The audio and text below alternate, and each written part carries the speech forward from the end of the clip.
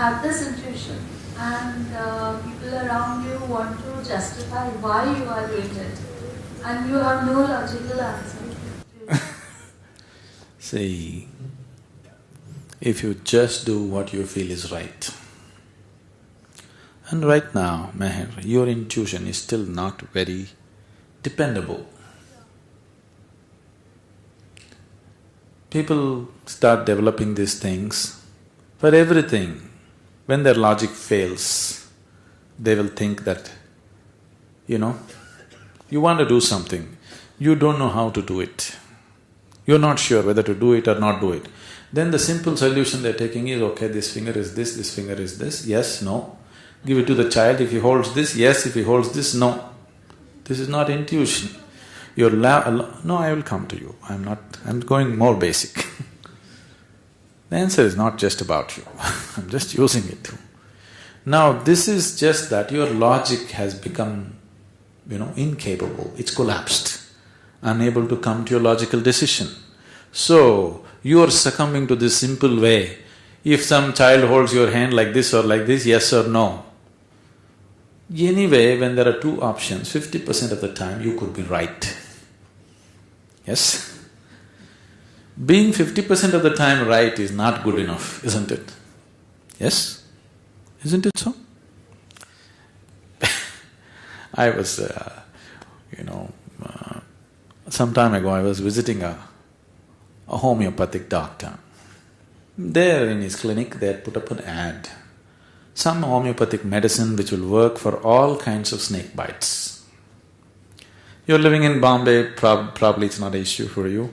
Where I come from, snakes are everywhere on a daily basis. So I looked at this and then I asked him, how come this medicine you're advertising that it works for all kinds of snake bites? Because if you are not already aware of this, snake bites are fundamentally of two kinds. One type of venom attacks your cardiovascular system, another kind of venom attacks your nervous system. They're two completely different kind of chemicals and it works upon your system in a different way.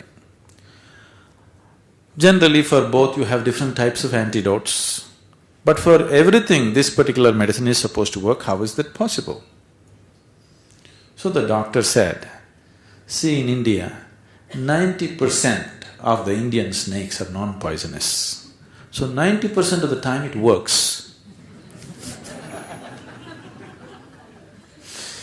So, that's not good enough, isn't it?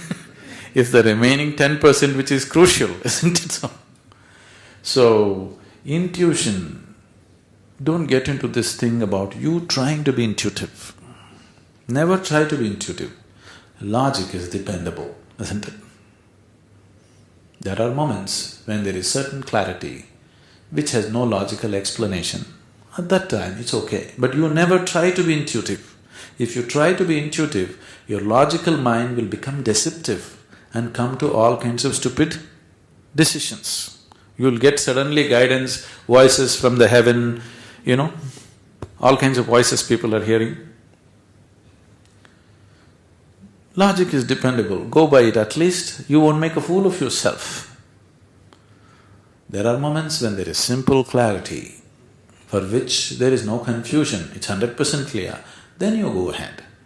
But now, whether you take a logical decision or an intuitive decision, people around you will always protest if it doesn't agree with them, isn't it so?